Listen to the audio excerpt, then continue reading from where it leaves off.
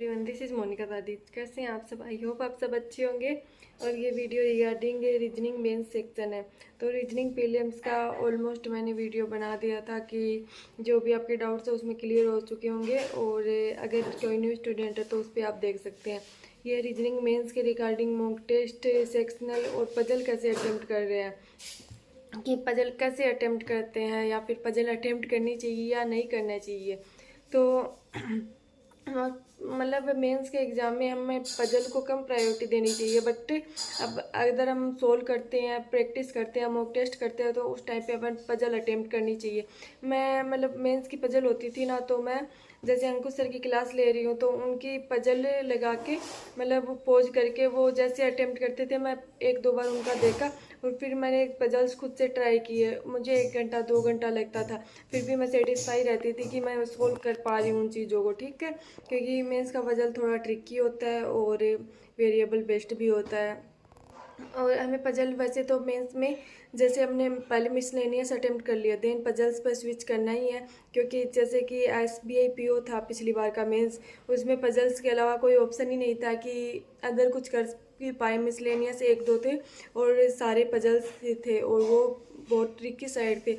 उसमें maximum attempt 9 to 10 11, इससे ऊपर किसी के अटेम्प्ट नहीं गए क्योंकि पजल्स में भी बहुत ज़्यादा टाइम लग रहा था उसमें। ठीक है, तो men's first of all men's का मैंने अंकुश लांबा सर से ही क्लास ली है। मतलब एक दो बार उनके मेथड्स देखे। और थ्रेड मेथड का पूछ रहे कि थ्रेड मेथड से आप करते थे? नहीं, मैंने कभी थ्रेड मेथड अटेम्प्ट नहीं किया। बट ये बहुत अच्छा बताते हैं, पजल बहुत जल्दी सोल्व हो जाते हैं। मेंस में एक दो बार मैंने भी देखा है कि इससे पजल जल्दी सोल्व हो जाती है। तो आप इसको ट्राई कर सकते हैं अगर आप करना चाहें तो। और बिकॉज मैं है ना, जब भी करती थी सर्कल बेस्ड या फिर स्क्वायर बेस्ड, तो मेरा ऐसे ही बन जाता था पजल। तो मुझे थ्रेड मेथड ऐसे सीखने की ज़रूरत भी नहीं पड़ी और मैंने सीखा नहीं उसको। तो फिर भी अंकुश लामा सर बहुत बेस्ट है रीजनिंग के लिए। और आप नीति मैम की क्लासेज भी देख सकते हैं। तो मैंने इन्हीं के क्लासेस देखे थे। और डेली के जो मेंस लेवल के इनपुट आउटपुट है, मैट्रिक्स वगैरह है, वो भी सोल्व करते रहें ताकि मेंस में उस मतलब वो आ जाए तो प्रॉब्लम ना हो। क्योंकि पिछली बार जैसे मैंने RRB का लग दिया था, उसमें था IBPS का लग दिया था, उसमें भी इनपुट आउटपुट थे। तो आप उनकी भी डेली एक दो करके प्रैक्टिस करते रहें। तो ज़्यादा से ज़्यादा यही है कि डेली तो मेंस का मॉक नहीं हो सकता, 2-3 दिन में मेंस का मॉक लगाएं। और अगर रीजनिंग वहाँ से अटेम्प्ट नहीं हो रहा तो सेक्शनल रीजनिंग का मॉक लगाएं मेंस का, तो उससे सोल्व करें। और न्यू मेथड्स हमेशा ट्राई करें, क्योंकि मेथड अलग अलग ट्राई करोगे ना तो आपके कॉन्सेप्ट क्लियर होंगे और अच्छे से अटेम्प्ट कर पाओगे चीज़ों को। और मेंस का मॉक टेस्ट मॉक मतलब मेंस के मॉक कौन से परचेज करें?